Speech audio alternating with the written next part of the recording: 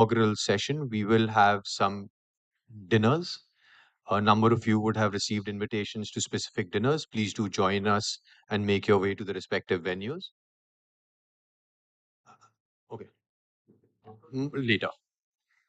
Apologies. So I think we still have 30 more seconds. So those of you who have got invitations to specific dinners, please do join us at those venues. We do have some buffet as well at the lawns. Please join us there. We have Wi-Fi password for those not staying at the hotel. It's capital Raisina at 10. Thank you so much. Enjoy yourself. Thank you. Wonderful show.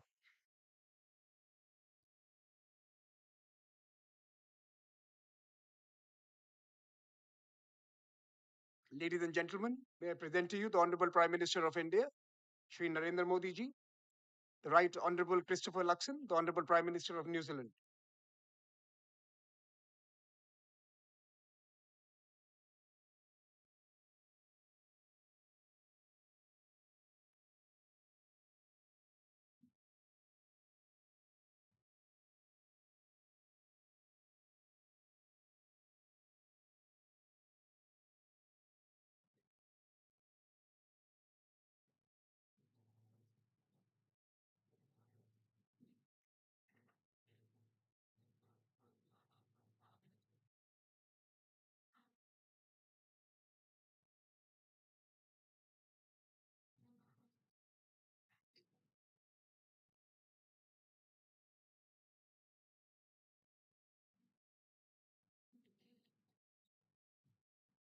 Honorable Prime Minister of India, Shri Narendra Modi ji, Right Honorable Christopher Luxon, the Honorable Prime Minister of New Zealand, dignitaries, ministers, head of think tanks and institutions, and our very many friends.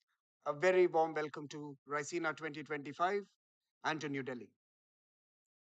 10 is a good number, and Raisina is 10 today. So may I request you all to join me in applauding the journey so far.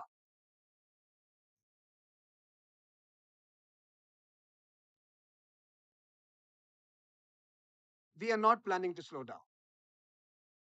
The Conference on Geopolitics and Geoeconomics that we started 10 years ago now has audiences and stakeholders worldwide.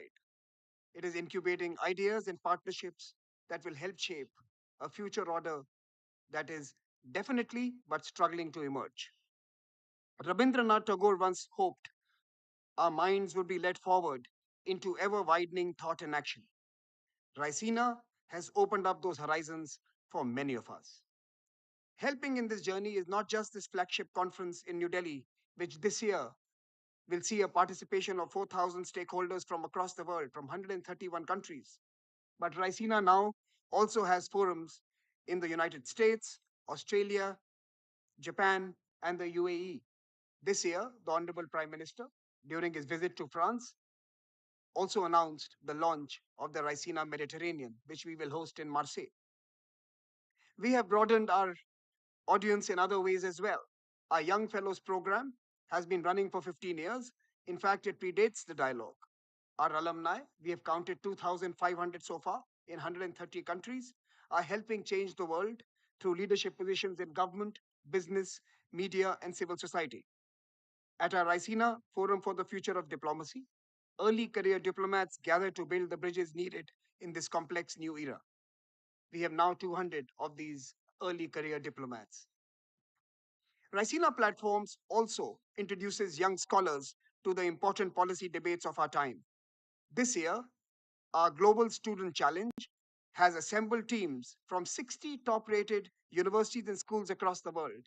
And our Raisina hackathons saw the participation of 2,500 young people from 90 higher education institutions in Indian cities. The 10th edition of the Raisina Dialogue is as much an occasion for looking ahead as it is for reflecting on the road traveled. Our theme this year, Kala Chakra, the Wheel of Time, reflects this circularity of the past, present, and future that is always evolving. Time is eternal, change is constant, even as politics shifts directions. The motive force propelling Raisina 2025 are the well being of people, the quest for peace, and the stewardship of our planet. These are the pressing priorities facing our humanity, and they are also the culmination of the dialogues years of discussion so far. In 2016, we set out to connect Asia with itself and with the world. In doing so, we took the task of understanding multilateralism in a multipolar world. That vital project has engaged us ever since. 2020 changed our societies and our nations forever. Our attention turned to the dynamics of a viral world, a world of viruses and vaccines, of expansionist and revisionist powers, and of information and news that fed our biases. Yet, some geographies remained a beacon of hope. In particular, India's G20 presidency was a lighthouse in the tempest. And last year, we sat down and devised new strategies and frameworks to engage a brave new post pandemic world. These are many threads that the Raisina Dialogue 2025 weaves together for you. Kala Chakra, people, peace, and planet, the proposition that brings us here today. Our Prime Minister has invested in these through his decisions and actions. The US and European leadership has expressed the same desire. Many number of leaders from the global south also expect the same from the frameworks that we so design. When we all seek the same end, why are we so far apart? Let us bridge the distance here in New Delhi at the Raisina Dialogue. Conversations are the first step towards peace, progress, and prosperity. However hard the circumstances, we cannot allow dialogue to die. We must shun the culture of canceling each other. We must listen and we must work constructively towards lasting solutions. But as a conference organizer, let me just tell you, there are more demands for speaking roles than there are for sitting in the audience. Prime Minister Narendra Modi ji, sitting before us, has demonstrated the power of listening.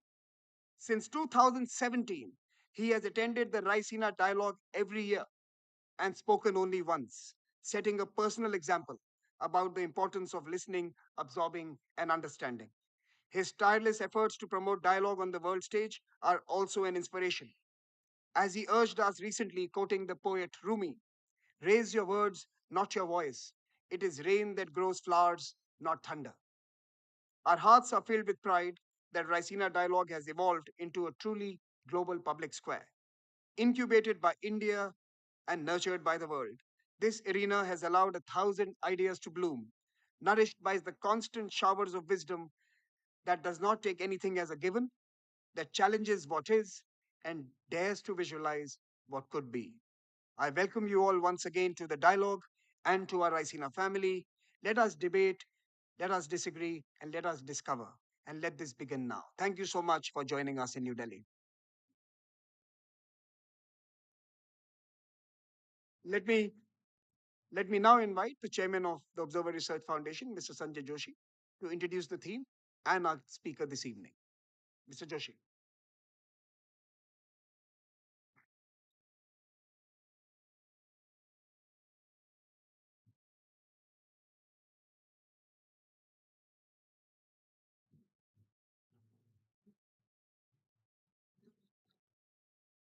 Very good evening to our distinguished guests, Honorable Prime Minister of India, Shri Narendra Modi ji, our guest of honor, Excellency Christopher Luxon, Prime Minister of New Zealand, Honorable External Affairs Minister, Shri Jaishankar, our partners from the Ministry of External Affairs, and all the other ministers, admirals, generals, speakers, and delegates, and the audience which is gathered here, distinguished members, many of whom are also joining online. Welcome to Raisina 2025. When conflicts challenge order, when we struggle to make sense of the road ahead, we seek anchor in metaphors and in symbols. I remember, last year, when conflicts were raging in Europe and West Asia, we had assembled Raisina under the banner of Chaturang, that ancient board game of war and craft. This year, as conflicts nudge themselves towards a peace which sometimes seems more conflicted than the wars itself, the theme chosen is Kal Chakra, the wheel of time. First of all, the metaphor of the wheel actually challenges the linear notion of the arrow of time as something which is constantly moving forward inexorably towards progress and growth. The chakra, I'm sorry, gives no such false assurances. The unending progress of any civilization, of any nation or race, or manifest destiny of anyone is not guaranteed by any cosmic order. We repeat mistakes, our best intents lead to consequences we never intended, and order frequently does descend into chaos. The chakra actually signifies a motion which is far more complex than the circular monotony of a wheel. It is about cycles of decay and cycles of renewal. It's about the dance of the planets, which is set in motion by a balance of mutually opposite forces.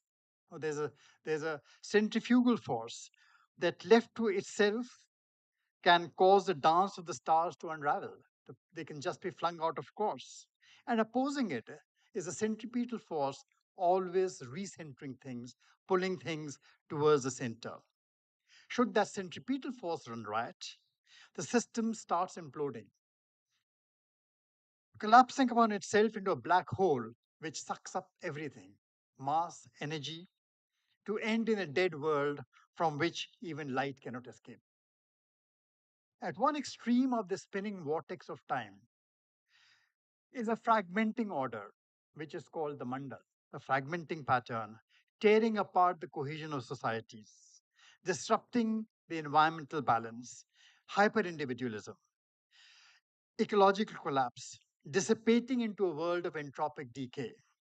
At the other end lies a collapse mandal, the collapse pattern, overly rigid, homogenized, a world of authoritarianism and ecological monocultures, where over integration stifles innovation, and instead of change and evolution, even time freezes unmoving. So, central to this whole idea of Kal Chakra, which is a theme of this conference, is the idea of impermanence. No state, thankfully, lasts forever, for each contains the seed of its opposite. That makes it not just a non-linear system, it also makes it a non-binary system. A non-binary system cannot be understood in very mechanistic, dualistic terms. It cannot be understood in terms of black and white. There's too much color in it. Because to do that is to lose nuance, to be unable to understand the nature of complexity and be defeated by complexity. So Vasudeva Kutumbakam, which our Prime Minister keeps on urging, is that ideal in the cosmic order, one that is offered as an all-encompassing guide for a world that is impermanent, interdependent, and infinitely interconnected. In truth, everything around us, is this dance of Kal, time, and Mandal, which is order. And that fundamentally challenges humans. Remember, in Buddhism, ultimately, this calibration between the two is not defined as a goal. It is defined as a practice. It is something which must be kept on constantly. It is not an endpoint. And to do that, it challenges conscious humans, thinking humans, to engage through thought and through action to practice bringing that order back together again, that balance back together again. So we meet to celebrate a decade of Raisina in 2025, to examine precisely that world of thought and action, which helps us recognize that every movement, whether tightening into unity or fraying into disorder, also contains the seed of its opposite.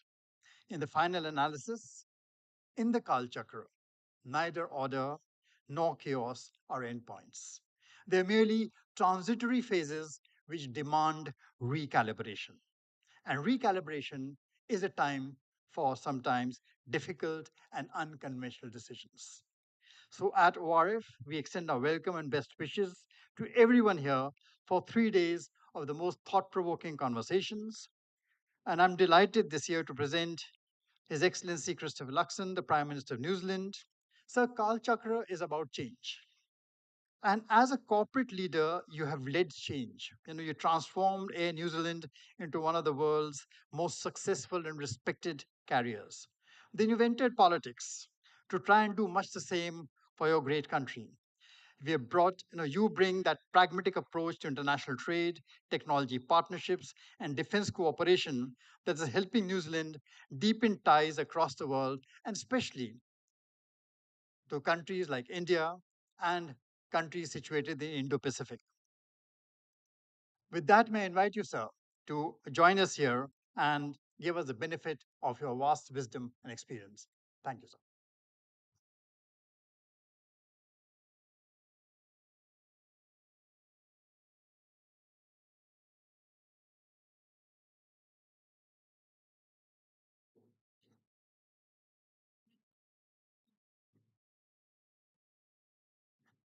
Namaskar, Sat Sri Akal, Kia ora, and good afternoon, everyone. What an absolute honour it is to stand on this stage to inaugurate this august dialogue with none other than the Honourable Prime Minister Modi. My good friend, can I say thank you so much for generously welcoming me to India and for our very warm discussions that we had this morning. I'm a great admirer of your extraordinary achievements as Prime Minister, as you know. In the almost 11 years that you've occupied the Prime Minister's office, you have weathered the COVID storm and still managed to expand India's economy by 50%. You have lifted 250 million of your countrymen out of poverty and eliminated extreme poverty. And today, India is at the leading edge of technology with massive innovative potential.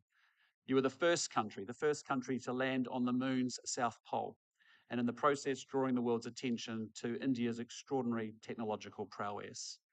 And Prime Minister, during your tenure, the men in blue have been the most dominant side in cricket's white ball competitions, most recently winning the Champions Trophy last week in Dubai against my men in black. Yes, and breaking many, many New Zealanders' hearts in the process, including mine. But I will be the bigger person and just say congratulations.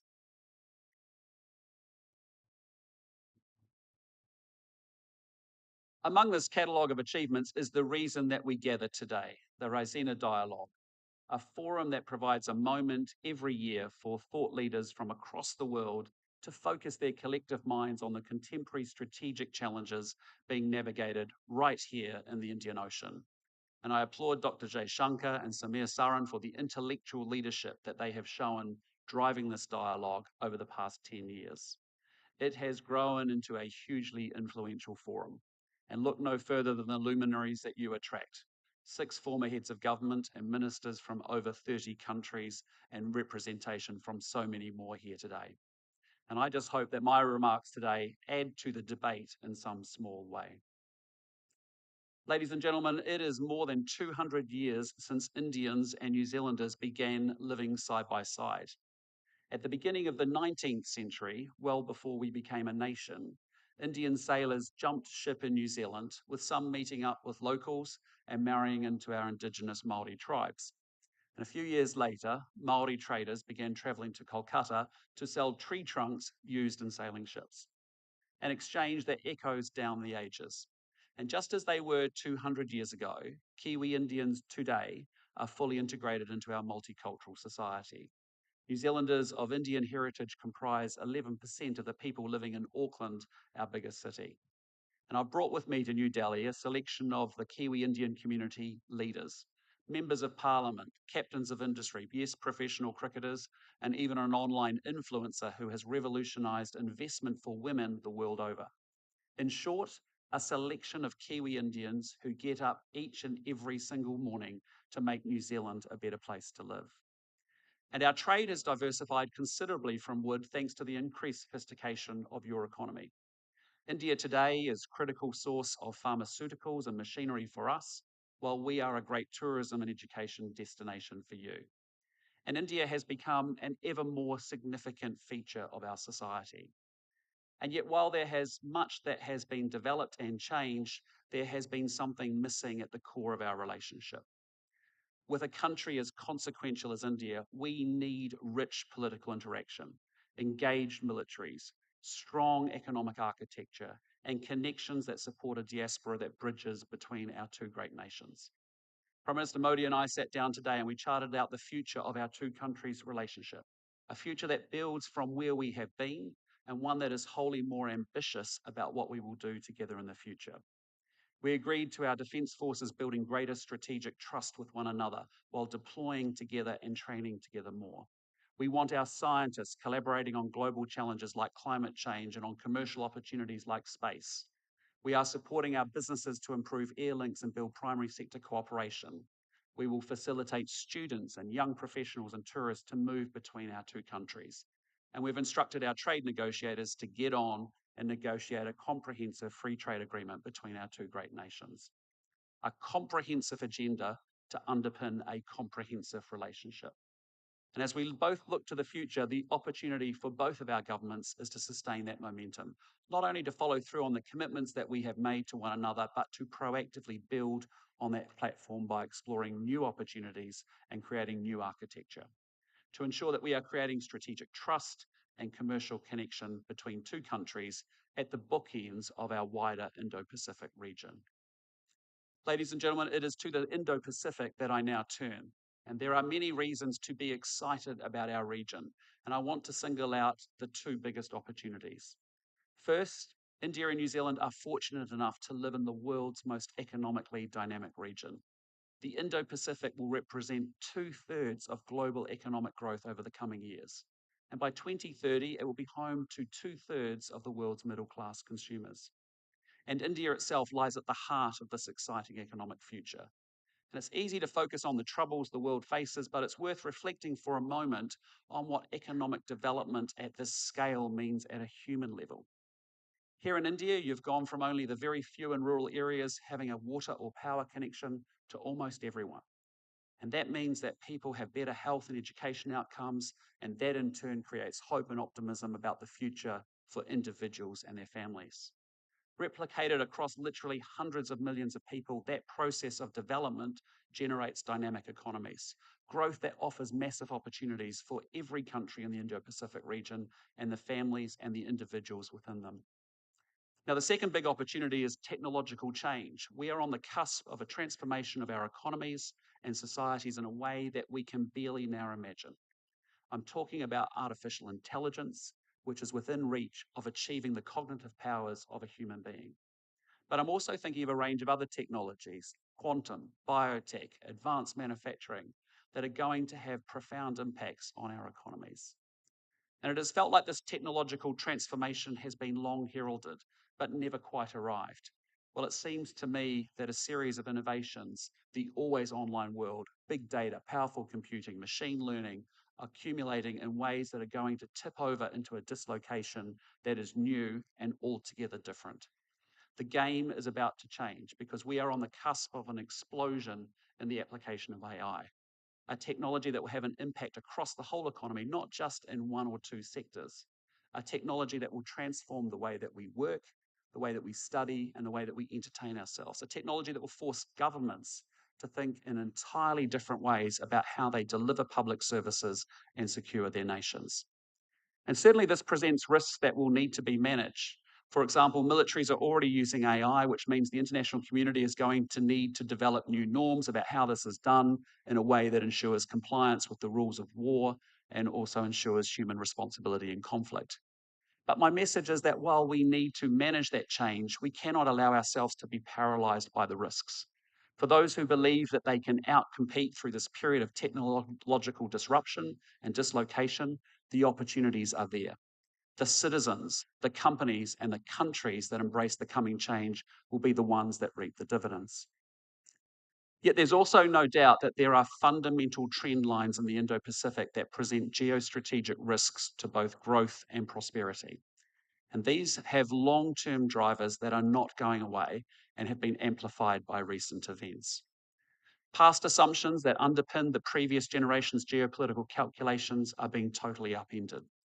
A fortnight ago, the Singaporean Foreign Minister, Vivian Balakrishnan, put this change very eloquently when he said, "The world is now shifting from unipolarity to multipolarity, from free trade to protectionism, from multilateralism to unilateralism, from globalization to hypernationalism." from openness to xenophobia, and from optimism to anxiety. This is a global change, not isolated to one region. And certainly, though we live today in an Indo-Pacific navigating contest and rivalry with a period of strategic uncertainty, I think there are three big shifts that make for challenging times for all of us ahead. The first is that we are seeing rules giving way to power. Previously, we could count on countries respecting the UN Charter, the law of the sea, and world trade rules. That sadly cannot be assumed in an age of sharper competition. And instead, we risk dangerous miscalculation at flashpoints, and these range from the militarization of disputed reefs to dangerous air movements, from land border incursions to breakout nuclear capabilities. And of course, it's not just flashpoints, but a slow shift in Indo-Pacific realities that change calculations. Recent demonstrations of naval force near New Zealand's maritime surrounds, for example, sent a signal that alarmed many of my fellow citizens. Second, we are witnessing a shift from economics to security. Because after the Cold War, the dominant paradigm in relations between Indo-Pacific countries was a sustained effort to raise the material living standards by tending to our economies. And make no mistake, bread and butter issues still loom very, very large and are a priority for governments all around the region. And indeed, economic growth is my government's highest priority too. But across the Indo-Pacific, we also see governments dedicating increased attention and resource to military modernization. Military build-ups reflect a need to prepare against uncertainty and against insecurity. And some military build-ups, however, are underway without the reassurance that transparency brings. National security demands are expanding. Governments need to protect their people and assets against foreign interference, cyber attacks, and terrorism. In the last few months, a new threat has emerged with damage to critical infrastructure like subsea cables. Well, you can't have prosperity without security, not least when the tools of commerce themselves require protection. The third big geoeconomic shift, as I see it, is from efficiency to resilience. Where previously Indo-Pacific economies saw even deeper interdependence as a dynamo for growth, that can no longer be assumed in an age of decoupling. Onshoring, protectionism, and trade wars are displacing best price, open markets, and integrated supply chains. And so we find ourselves in a world that is growing more difficult and more complex, and especially so for smaller states. However, we must engage with the world as it is, not as we wish it to be. And so, like most countries across the region, New Zealand's strategic policy is being shaped by our assessment of these trends. We have agency to shape the Indo-Pacific that we all want, but we must do so with energy and with urgency. Ladies and gentlemen, as New Zealand looks to protect and advance our interests in the Indo-Pacific, we can only do so alongside partners like India that have a significant role to play in the Indo-Pacific region. In an increasingly multipolar world, India's size and geostrategic heft gives you autonomy. And at the same time, your democratic partners in the Indo-Pacific offer you a force multiplier for our convergent interests. For at a time when democracy is in decline with less than half the world's adults electing their leaders, it truly is an inspiration that 650 million Indians turned out to vote last year in the largest election in history. Your national election is a triumph of logistics, but it's also a triumph of legitimacy. An election that means your leaders serve their people rather than your people serving their leaders. Now, I don't advocate arbitrary divisions between democracies and autocracies, and just because we are democracies, we won't always see eye to eye. Nonetheless, there's truth in the fact that our democratic governance means that we share a belief in the freedom to choose, giving everyone a voice and respect for the rules. Our interests increasingly converge around seeing three ideas as an aligned set of organizing principles for our Indo-Pacific region. And the first is that we want to live in an Indo-Pacific where countries are free to choose their own path, free from interference. A region where no one country comes to dominate. And it is a sign of the times that I have to stand here defending respect for sovereignty, yet New Zealand's approach is increasingly shaped around that objective.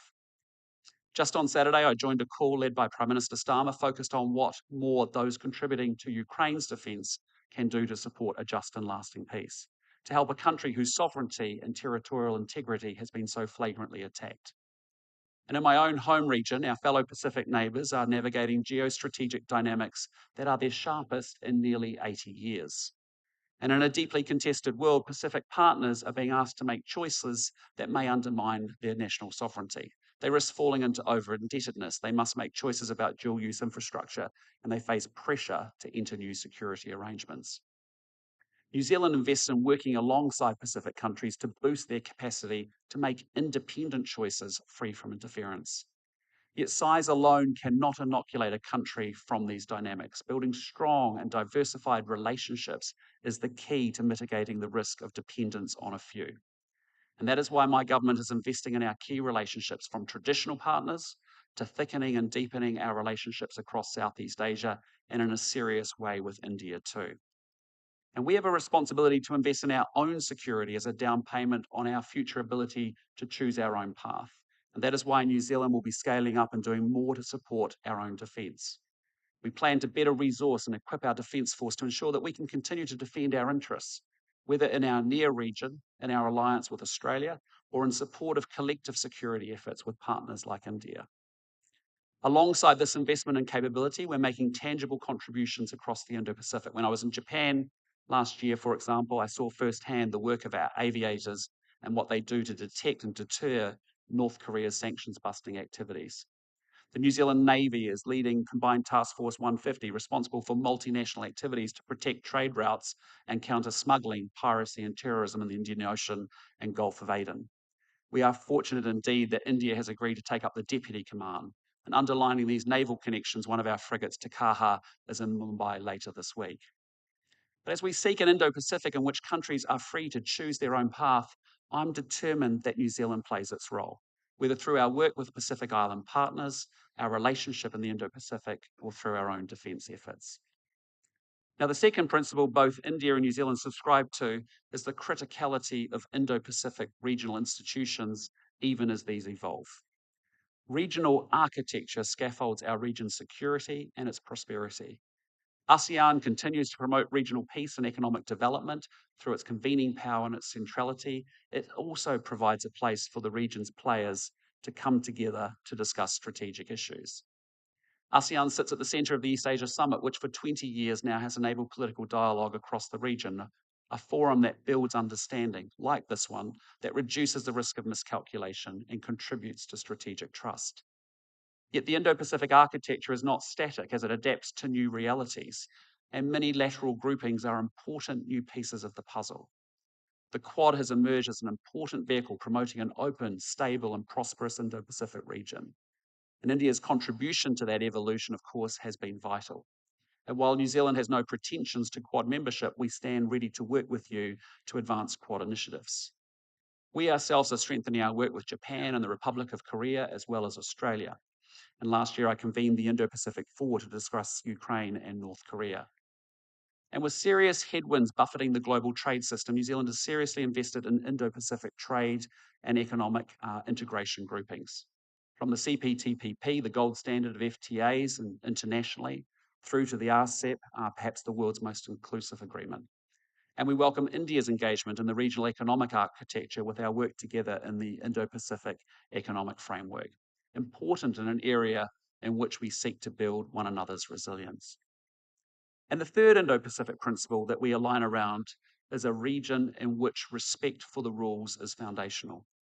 Globally, rules are being undermined, whether those around territorial integrity, freedom of navigation, or laws of war. Yet these are the very rules that preserve an Indo-Pacific order that is not might is right alone.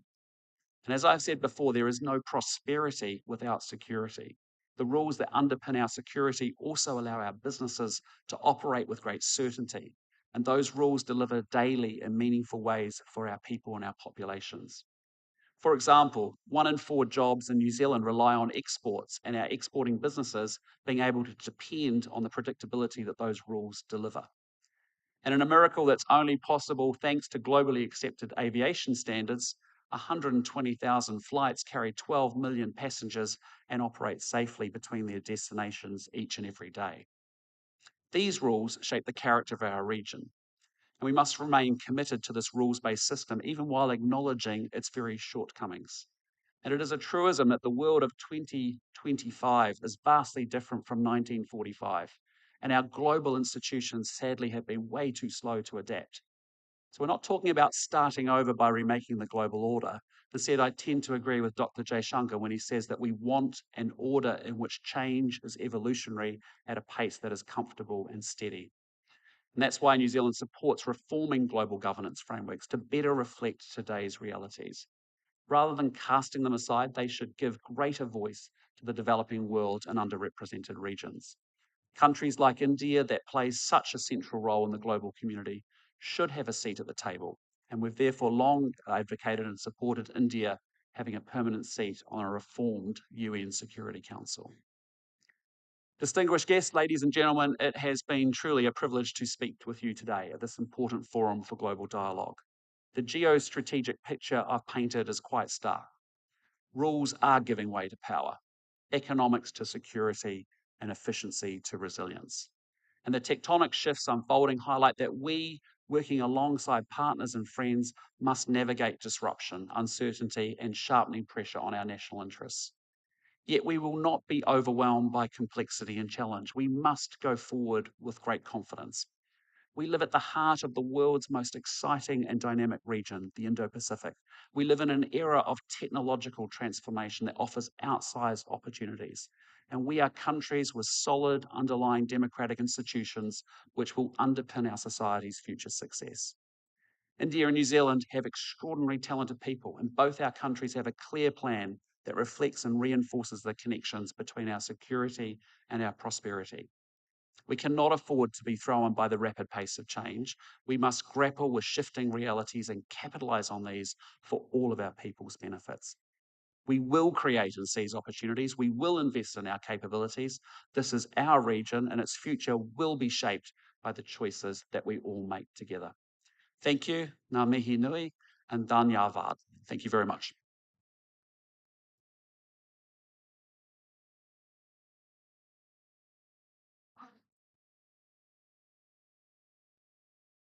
Thank you so much, Prime Minister, and a special thank you for not reminding us of the Test match series in October last year.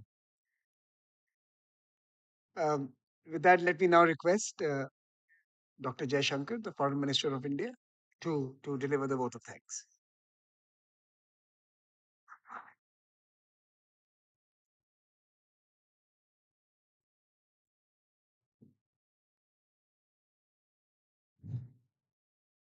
Good evening. It's my privilege to deliver the vote of thanks that will conclude the Raisina Dialogue's inauguration this evening. First, let me thank the chief guest, Prime Minister the Right Honourable Christopher Luxon of New Zealand. As all of you can see, he not only has considerable knowledge of India, but a real commitment to advance our ties. His perspectives on the Indo-Pacific are particularly valuable at a time when the world is debating the nature of the global order. To Prime Minister Narendra Modi, I would reiterate our deep appreciation for his vision and motivation that has driven the Raisina Dialogue. As we begin its 10th edition, I hope that we have lived up to his expectations of India hosting a world-class gathering. To the ORF, I can only restate how much the Ministry of External Affairs values our partnership, and we are glad to see it now expressed across different geographies. But most of all, to all of you, participants and delegates, the Raisina would not be what it has become without you. Please keep coming, please keep arguing, please keep listening. Ladies and gentlemen, the world order is clearly undergoing a great churn. This requires leadership, the kind that we have in the room today. It requires systems to think differently, not simply falling back on old assumptions to deal with new situations. And it requires honest conversations, fresh ideas, and creative solutions. The value proposition that Raisina offers in that regard is higher than ever. So I know I speak for all of you in saying, let the dialogue begin. Thank you.